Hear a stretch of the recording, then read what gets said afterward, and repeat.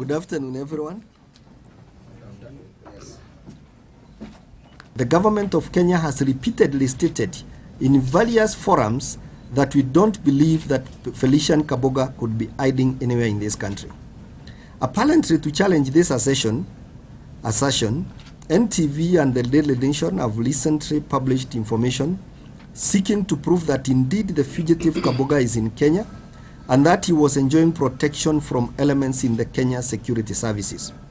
We wish to state that our own inquiries have proved beyond doubt that this information cannot possibly be true.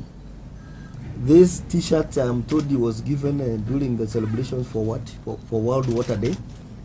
World Water Day in April? No, 22nd March this year. 22nd March this year. You can see it is even sponsored by World Vision.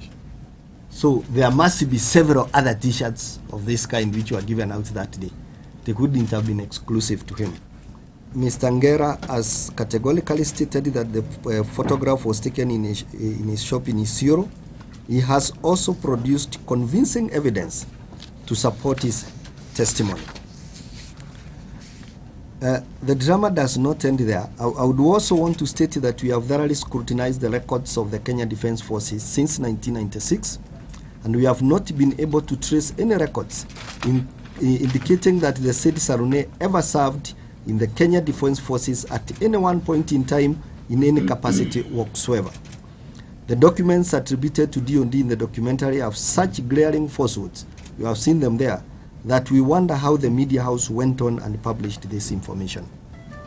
Basically, you and I know that there is nobody like a commandant in the Department of Defense. You can see this man and his entire family is here. Because he couldn't, how do you continue staying in your house when people have declared you Kabuga? And others, their relatives in the United States have been calling me, asking me, what security arrangements have you made for him? What are you doing against NTV? By the way, if you ask that question, how would you answer it? I do not know. Any time that I offered myself to be photographed, they were taken without my knowledge. And I don't know for what reason they were taken. But of course, when we got to know Kabuga, when it was, and I have already a price tag on my hand, and where I stay is in Isiolo, is the most dangerous and hot places in Kenya. Of course, you know what one may think about. I never had any occasion to discuss anything about Kabuga. I have only seen it in the papers. I've seen the Kabuga photographs in the papers, nothing else. Do you have the T-shirt? Do you have the T-shirt that is on that picture? It is this one. This one. One more time. When it was here and on, I'm told on Sunday at around 9:30, I never got the information until the following day, that is on Monday at around 6. So I was only able to see the pictures in the news around 9. Come closer to the microphone. And so when we had my wife, because it was me and my wife, and when the news were given and we saw my pictures there, actually she collapsed. I also, because I could not imagine, she could not imagine being a wife of a Kabuga. And you know, if you have learned this about Kabuga, you know what you would feel, right? So actually, we never slept that night. The family, after receiving calls from other members of that family, has been greatly traumatized.